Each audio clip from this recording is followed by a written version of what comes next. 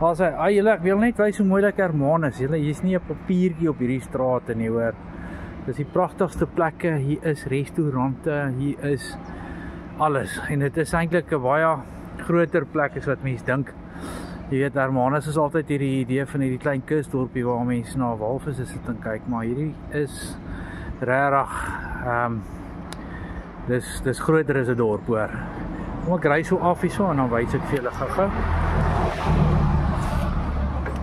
Kyk, ons gaan.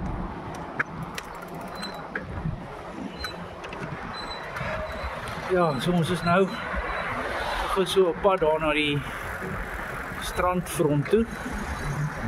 So, wys ons sommer gou vir julle so. Hoe dit nou so lyk. Ons regtig skoon, netjies. Ja, dit is eintlik so inspirerende klein dorpie of dorp hierdie nou. Net gesê is nie 'n dorpie nie. Maar ja, dis lekker om te sien. Wie is hier af, né? Reguit aan. Okay, so is 'n baie oulike fietswinkel wat ek graag wil besoek ook. So ons hoop om te kry.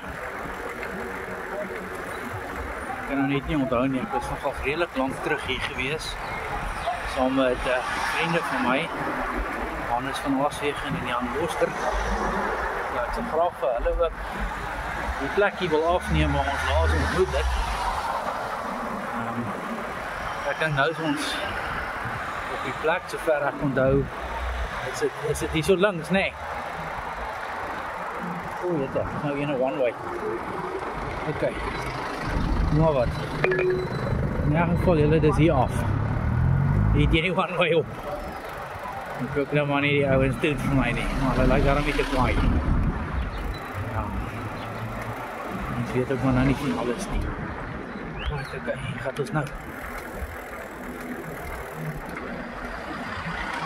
Ja, kyk, so vinnig vir julle wys as ons hier by die strand uitkom. Hier sit die mense hier son eet. En daar is Hermanus in sy glorie. Ek gaan nou hier probeer oorry.